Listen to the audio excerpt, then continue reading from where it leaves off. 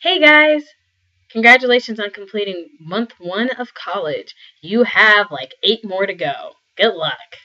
And good luck on midterms too. Woo.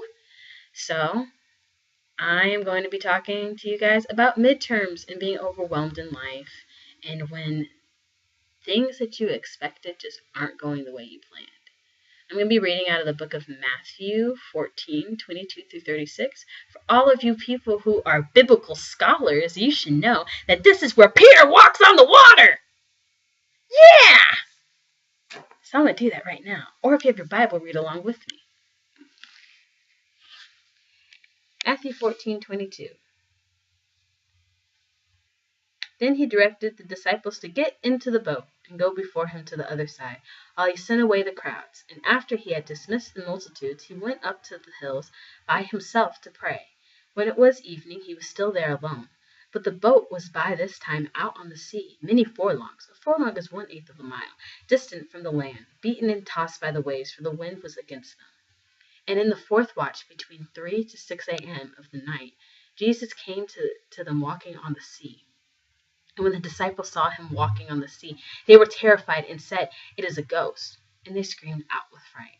But instantly he spoke to them, saying, "Take courage, I am. Stop being afraid."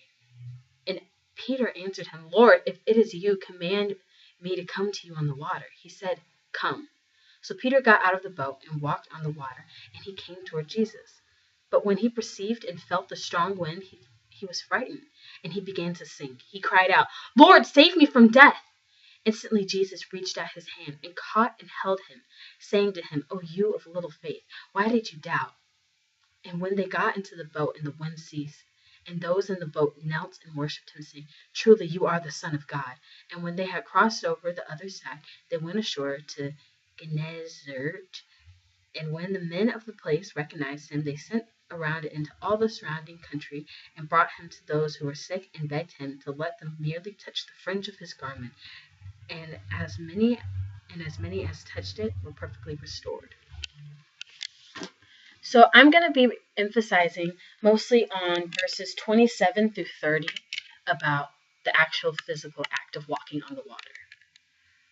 So I'm going to make a whole bunch of assumptions about you guys right now because I'm not there and I haven't really had a chance to talk to a lot of you about how you're feeling and how you're doing with college and all that great jazz. Jazz.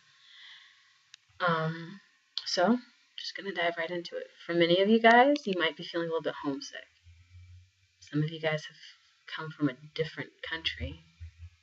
Others of you guys have come across the country to come to California. And you don't have that support system that you thought you would. So you feel a little homesick. It's cool. Some of you guys might be diving into some new relationships, know what I'm saying? And it's terrifying and exciting. I mean, it's DTR season. Side note, guard your heart, guys. Guard your heart. Guard your heart. Moving on. Some of you guys might be feeling like it's time to end certain relationships. I'm not just talking about romantic ones, I'm talking about friendships as well.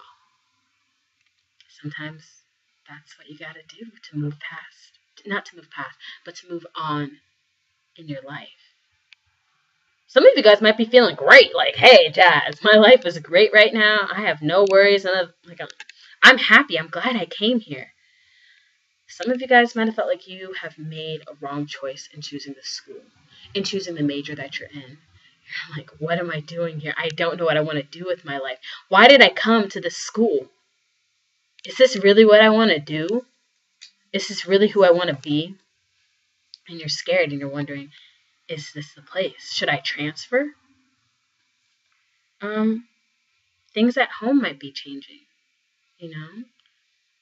Your parents might be fighting now that you're gone, and problems in the marriage might be coming up that have been left unsaid, and it's unsettling and it's sad.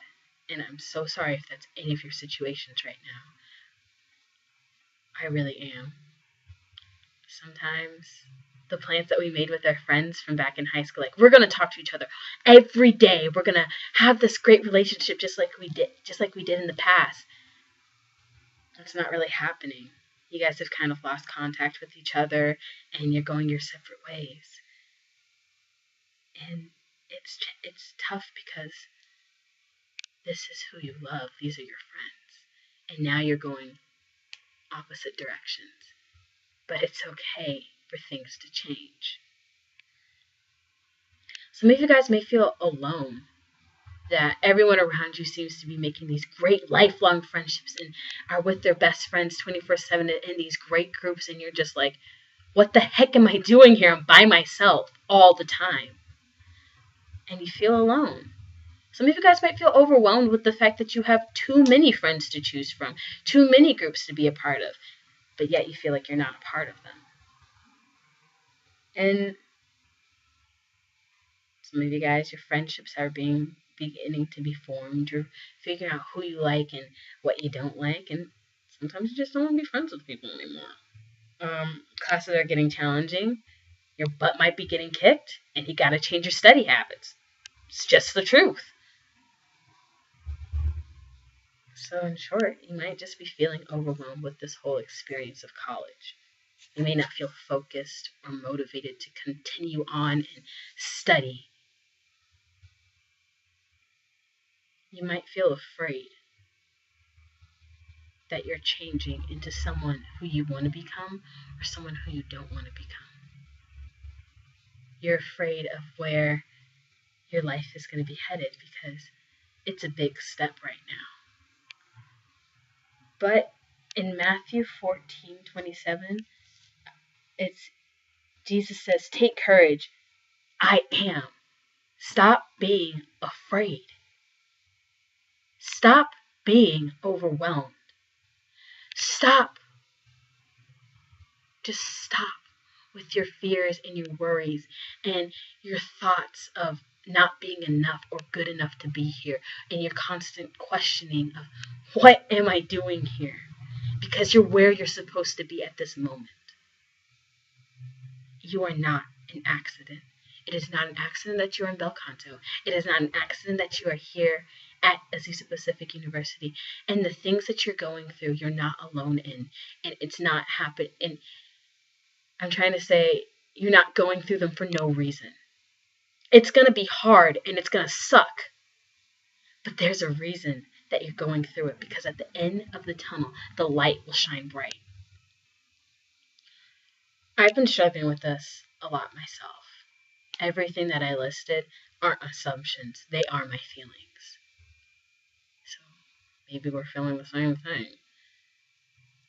I have gotten really discouraged in the past week. I feel like I'm being broken down. And some of you guys may feel like you're being broken down as you study for midterms or just being here in college and you're like, why the heck am I here?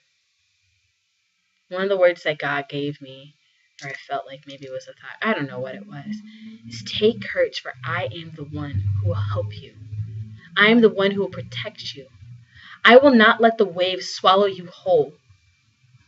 I will not let go of you. Trust that I will help you and help you focus on me, because I have great things for you.